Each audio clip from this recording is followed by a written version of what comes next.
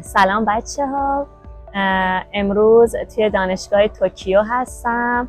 میخوایم با وینی صحبت کنیم که 4 سال توی توکیو است و به عنوان دانشجو داره اینجا زندگی میکنه. میخوایم یه خود راجع به فرهنگ توکیو و زندگی دانشجویی اینجا بیشتر در واقع ازش سوال بپرسیم و بیشتر یاد بگیریم. Hi Winnie, thank you for having this conversation with us. You're welcome. If you want to introduce yourself, go ahead. Hi everyone, my name is Vinicius, but everybody calls me Vinny. I think that's easier for everyone to say. I am 27 years old, I'm Brazilian. I've been living in Japan now for about 4 years. I am an aerospace engineering major doing my PhD now. Yep, nice to meet you everyone. I guess that's about it. Thank you. So okay, I'm just gonna jump right into the context here. Of course. So first of all, so you were living in Brazil. Why Yes. did you decide to come to Tokyo for studying? Yeah, so that's a very good question. I get asked that quite often. For me, so after I graduated from bachelor's, I did electrical engineering in Brazil, and I was wondering what would be the next step, right? Like after after graduation, everybody's thinking about that. Yeah. And I was looking for jobs and thinking about doing a master's in Brazil. But I had this sort of I think I wanted to do like a master's, so I sort of was going towards the academic areas when I was thinking about this, whether to go look for jobs or I actually got a job in Brazil, but it was not very interesting to me, sort of like web development, something that is because there were no really electrical engineering jobs where I lived, like in Brazil. I lived in Brasilia. We don't have a lot of industry there, so the jobs were more related to power systems, power distribution, if you wanted to do something related to electrical engineering. But I liked something more related to control systems, communication systems. And so I was starting to think about that. And Japan presented as an opportunity because there was this scholarship called the Mombukakusho in Japanese, or Maxed for most people. And I was interested in applying, at least trying, because it was a very good scholarship to come to Japan. I get tuition exemption, so it was very nice. And they would pay for my flight and everything. It's that's a very good scholarship. I would like to try. And I was also interested in Japan because it's a very different culture from Brazil. Of course, I could go to America. I speak English. I had good grades. I could go there. Exactly. But the problem is, one is expensive. America is quite expensive for doing graduate studies. But at the same time, it is a culture that is different from Brazil, but not too different. It's within the Western bubble, I guess. You mean Tokyo's culture is not that different? No, I mean America. Oh, America's culture. America and Brazil would be too similar. Yes. And I mean, of course, there is some cultural shock. Every place you go, it's gonna be different, but it's not too different. And I wanted to feel a little bit of that, I don't know, this very big cultural shock, being in a place that is completely different from what I'm used to. Maybe a language that I'm not used to, being exposed to a different language. And then I decided to apply to Japan, and I guess I was very happy when everything went well and I got the scholarship to come. I see. So I was like, oh yeah, let's pack and go to Japan. It was sort of like that. Wow, that's interesting. Yeah. What was the first culture shock here? The first cultural shock, I think. So in Brazil, we're used to eating rice as well. Japanese people eat a lot of rice. I think Asian culture in general, they have rice. To have a lot of rice. But in Brazil, we usually just have rice for lunch or dinner. So they're more for this big meals of the day. And breakfast, we usually have just coffee and some bread and something on those lines. I see. Maybe some ham and cheese, but it's not usually, we don't have rice for breakfast. For breakfast. And I think I was a bit shocked when I went to this ryokan. They call this more traditional Japanese inns. Mm-hmm. And for breakfast, it's like, oh, it's breakfast included, but the breakfast is like rice and fish, and it's like this very big meal. It's like, wow, this looks like lunch. So that was one of my first cultural shocks, I guess, in terms of food. Yeah, but of course, the people are quite different. I guess. How come? People in Brazil are very welcoming. Not that Japanese people are not welcoming; they are very welcoming too. They were very respectful. They, especially like if they're providing some service, they will be always like really trying to make you feel comfortable and that everything that you need is done correctly and everything. Yeah. But I think in terms of like going past this like I know you to like I am getting close to you and to form these friendships and things that are like more like deeper connections. I feel like there's a little bit of a barrier. Not that it's impossible to get friends in Japan, but it's like it takes more time and it's a little bit different than what I'm used to in Brazil. In Brazil, people become friends in a night. It's very easy to make friends. They're famous for that. Yes, yes. Yeah, we're famous. We're friendly people. Exactly, you are. But yeah, in Japan, it was like getting to understand how the process works. There's a little bit different. I guess that was a little bit. Is it like a matter of trust or a matter of being shy? Which one is that? So the shy part, I guess it will be the first barrier that you'll encounter probably, because you have to get to talk to someone. If the people are not talking to you, then there's no way you're going to be friends, right? So like getting to talk is the first step. But even when you start talking to the people, so when you overcome a little bit of the shyness and they're talking to you and everything, there is still like a bit of they still will keep this sort of like a barrier to protect themselves, not open everything up to a stranger or to let this person really know me. They have this sort of like expression in Japanese they call tatemae. It just means sort of like it's like a social mask. Okay. It's like how you protect yourself from how you really feel. And you will usually behave on a way that is like you're being respectful, being polite, but you're not necessarily getting emotionally involved necessarily, I guess. And when you overcome that, they have I think another word is like honne, which is like the actual how you really feel, and you get to really show yourself how you really are to other people. That's maybe you have that with your family or very close friends. So that's something that's like you gradually get to know how this person really feels or what this person really thinks, like here and there in maybe like a small comment or a small gesture. And then you get to like sort of overcome this barrier and getting really close together. But so talking about like harassment, so we know that Japanese people like, I mean, people around the world say that Japanese people are really polite. Yeah. And like when I'm talking to my friends, they're like, no, harassment's not gonna happen in Tokyo. It's like impossible. Like, have you seen any type of harassment here, which was kind of maybe like shocking for you and you didn't expect that? Yeah, definitely. It definitely happens in Tokyo as well. And a lot of harassment could happen because of the culture. And for example, that's not necessarily something I've seen, but more things I've heard.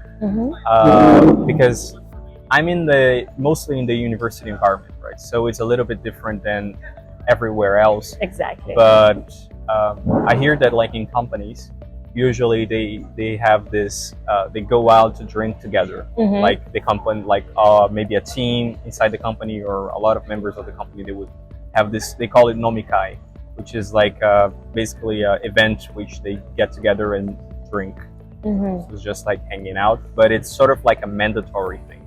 Like it's not, they would not say it's mandatory, but it is, you should attend. Yeah. Like, and a lot of women that work in these companies, they have to attend these events because they don't want to be like socially ostracized within the company. I see. And so they have this pressure that they should attend these things even if they didn't want to. And they would have to drink as well, even if they don't really want to drink.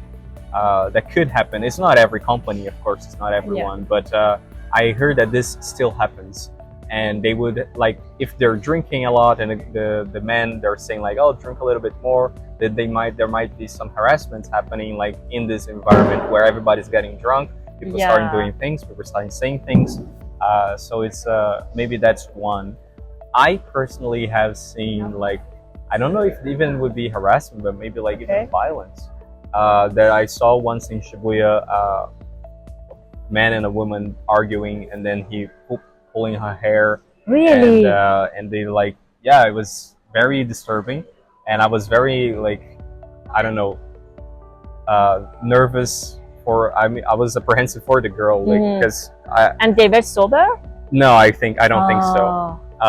But you don't know what to do in such a situation. Yeah. Even if I was in Brazil, I don't know if I would intervene or not, because like, who knows what's gonna happen. Exactly. But at the same time, being in a different culture, in a different environment in Japan, like, what can I do? Like, I don't even know if I'm going to, if I can say something about this. But what I did that day was, I went to the police, where there was a police station nearby. I just reported what I saw. It's like, oh, I saw this man who was there. He was being violent towards the girl. So I don't know, just to let you know, because I hope this doesn't evolve into something else. And then it was like, oh, thank you. And then maybe they went to like investigate. So when that was happening, actually nobody around you like intervened? No, people just look. They will watch, but they would not do anything. So they might even be like commenting, talking to one another, be like, oh, are you seeing that? What's happening? But like, people, nobody's gonna intervene, nobody's gonna say anything. I see. So that was a bit shocking to me, I guess. Because in Brazil, definitely somebody would have been like going, meddling in there and be like, hey, stop this, and at least saying something. I see. Definitely that would happen. Interesting. Wow, that was shocking for me. So it seems like you have a lot of information, so I guess you can talk Japanese, right? Yes. That's why you can like communicate with them a lot. Yeah. Oh, okay. So that's why, It's been 4 years studying Japanese. Yeah. Good for you. Trying to get better. Not perfect though, but I can get to communicate and to ask them about these stories, because a lot of these things, like, people who are not living here, they don't know, right? We just listen we see what's in the media, we see like what's being reported worldwide, but we don't have this very local knowledge of what is actually happening, especially in a big city like Tokyo. Exactly. There are so many things happening at the same time. Yeah, it's hard to keep track. Right. The intuition that I get from Japanese girl, and I've heard from different people, is that like most of them, like, they just want to be housewives, and like even someone told me that they're usually looking like for rich men, like to get married to and have a ordinary life. How is that true? Definitely, I think that has been the mindset for many women in Japan for many years now, but I feel like that's gradually changing. Thankfully, I guess, because we have seen a bigger presence of women in the technology industry, and also like data science, all these types of jobs. There have been sort of like in Japan dominated by men, I guess, for a long time.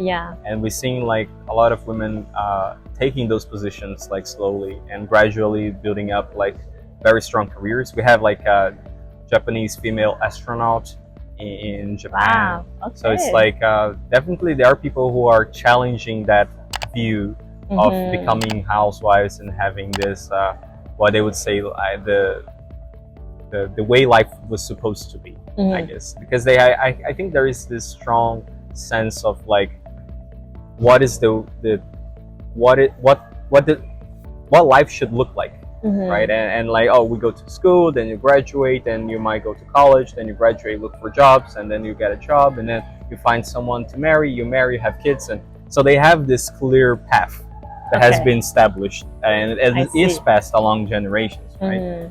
And they tend to not stray away too much from the path. But recently, I guess, when people, especially when they get into universities, they are being exposed to this many different things and people with very different experiences, and seeing like this alumni who have been doing like great progress in their careers, Yeah. and building like this sort of like very different life than the life they have been taught to. It gives them a little bit of a different perspective, I see. and then they can try to aspire to become something like that as well. So I think that's been changing a little bit. I feel like it's a little bit slower compared to other countries in the world, where this change has been much more visible. Seeing people who are really like, a lot of women are choosing to even not get married and have their own, prioritize their careers and everything. I think in Japan that definitely happens as well, but maybe in a slower pace than But is it you're feeling so far? Helpful. I mean, I was lost the other day in some places it was around like Koto ward, and then like my phone was off, so it was out of charge, and then I just started like talking to this random like people, and they were like two girls, and I told them that like I'm lost, so they couldn't understand me well, but they just trying to. And then like I told them, yeah, my phone is off and I want like to go to this metro station. And actually, so there was like about 15 minutes, we were like about 15 minutes far away from the metro station, but they took me there. Oh. You see, they walked with me and they took me there. And it's something that's never happened to me in like 23 countries that I've been in. Yeah, that is very unique.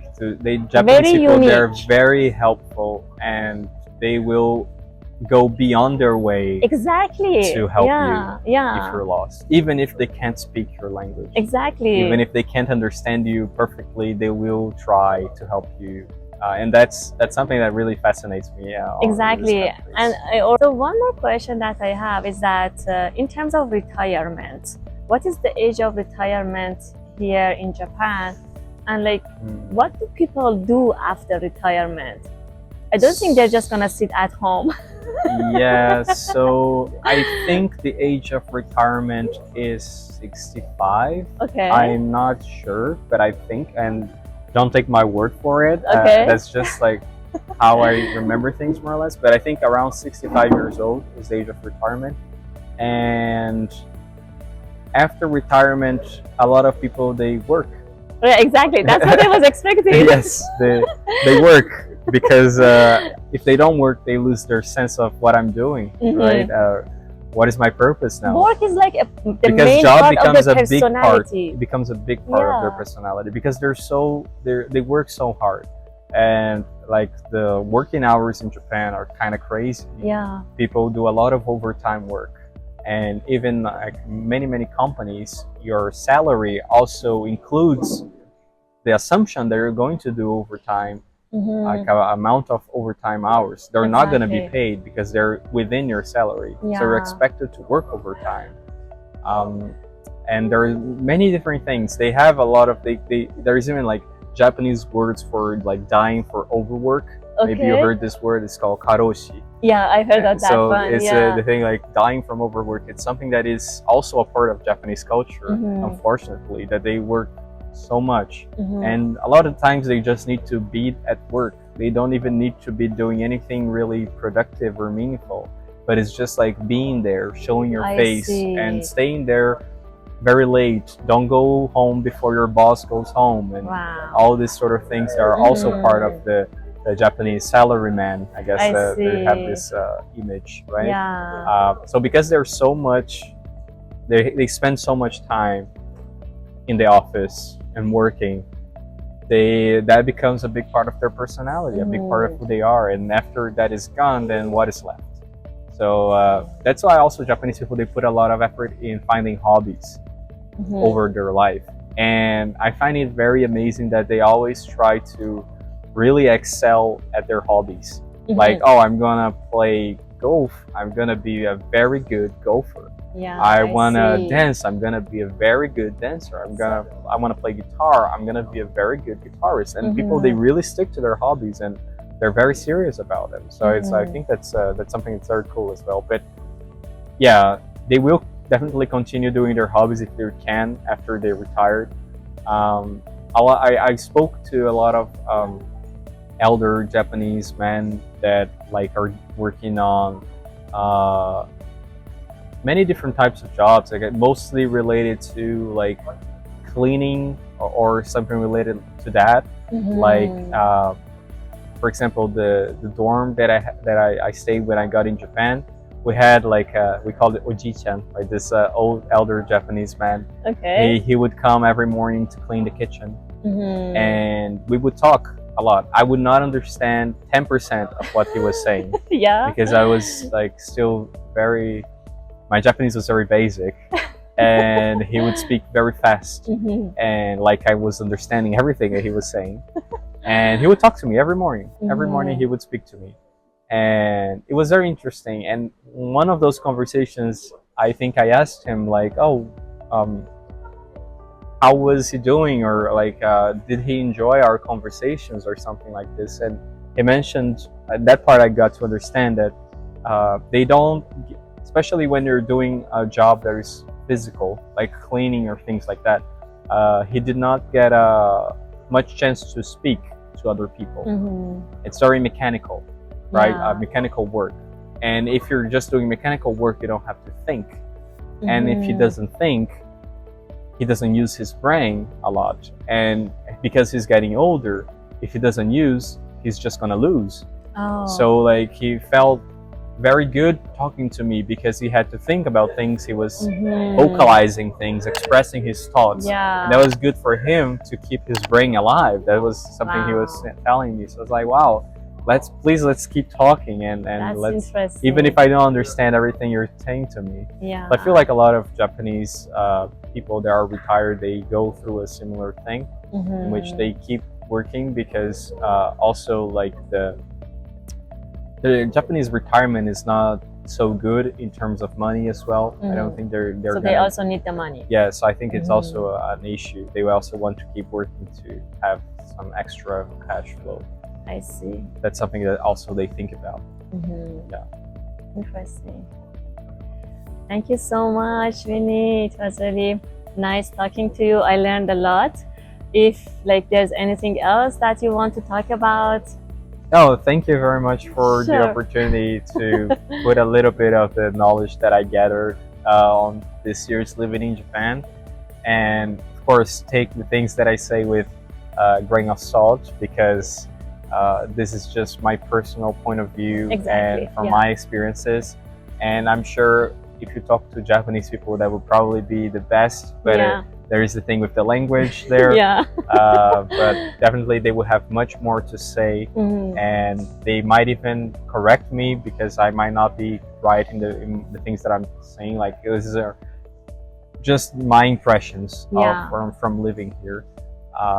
But definitely, I guess if any Japanese people who can understand English that are watching this video want to leave any comments to correct me, I would also be happy to know more.